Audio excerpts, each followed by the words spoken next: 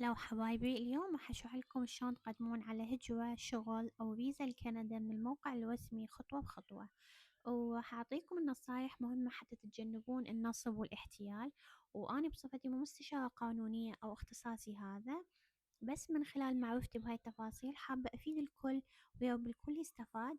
لا تنسون تتابعوني على قناتي الرسمية على اليوتيوب، حسابي بالبايو، وللتواصل عن طريق حساب الانستغرام بالبايو حتى يكون الشرح واضح للجميع. يلا نبدي، بسم الله. طبعا أول شي نكتب بالبحث canada.ca،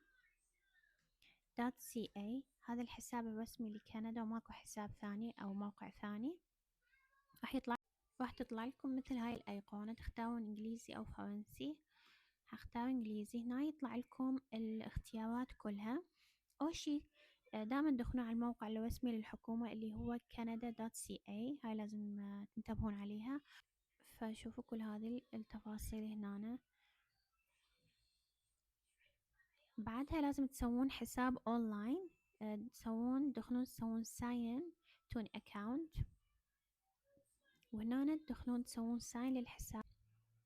بعد ما تسوون حساب الأونلاين حتى تملون الاستمارات وتتابعون الطلب، جهزوا كل المستمسكات المطلوبة حسب نوع طلبكم، سواء جواز سفر، صور شخصية، شهادات خبرة أو قبول جامعي، وإثبات أموال إذا لازم، إذا طلبوهم ستيتمنت يعني من البنك. وتدفعون الرسوم أونلاين، فيزا أو ماستر كارد، وكل شي يكون رسمي وآمن. وبعدين تنتظرون الرد، وكل شي تحديث يوصل لكم يجيكم إيميل على الحساب مالتكم بعد ما تسوون حساب انتو على طريق هذا الموقع canada.ca. هسه نجي للنصيحة الأهم. هواي ناس يسوي لكم صفحات وهمية ويحطون اسمهم ورقمهم ويقولوا لكم حولوا لي فلوس عبر ويسترن يونيون أو طرق ثانية. دير بالكم، ماكو محامي قانوني حقيقي يطلب تحويل فلوس مباشرة للمحامي أو لأي شخص غير المكتب الرسمي مالته هو. إذا تعرفون محامي اخذوا اسمه. أكو موقع اسمه Law of Society، هذا الموقع تدخلون عليه. هذا بعد ما تدخلون عليه تنزلون جوا، تدخلون هنا تحطون أي سيتي، إذا ما تعرفون بيا سيتي هو تحطون بس الاسم. فنصيحتي لكم كل شي رسمي يكون عبر الموقع الحكومي فقط، وما حد يقدر يختصر لكم العملية بالدفع المباشر لأي شخص، ولا تصدقون بالإعلانات الكاذبة. وإذا أنتوا تحبون تحطون محامي حطوا، بس هو ترى أنتوا تقدرون تسوون تفاصيل كلها بنفسكم، ما يحتاج محامي. بس إذا واحد مثلا عنده قضايا قبل يريد تشرح للحكومة مثلا ليش هيك صار وليش كذا، فممكن المحامي يساعد.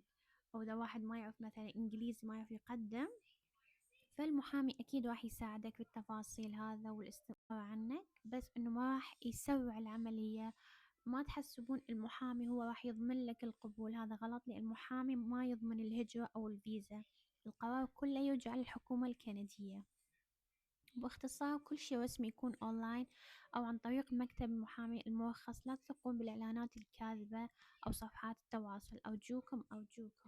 وهيك انتهينا بهذا الطريق، تضمنون الأمان وتحمون فلوسكم من النصابين. إذا عندكم أي سؤال ثاني اكتبولي في الكومنت، أو آه، إذا عندكم استفسارات تواصلوا وياي عن طريق الانستغرام، وإن شاء الله الكل يكون استفاد.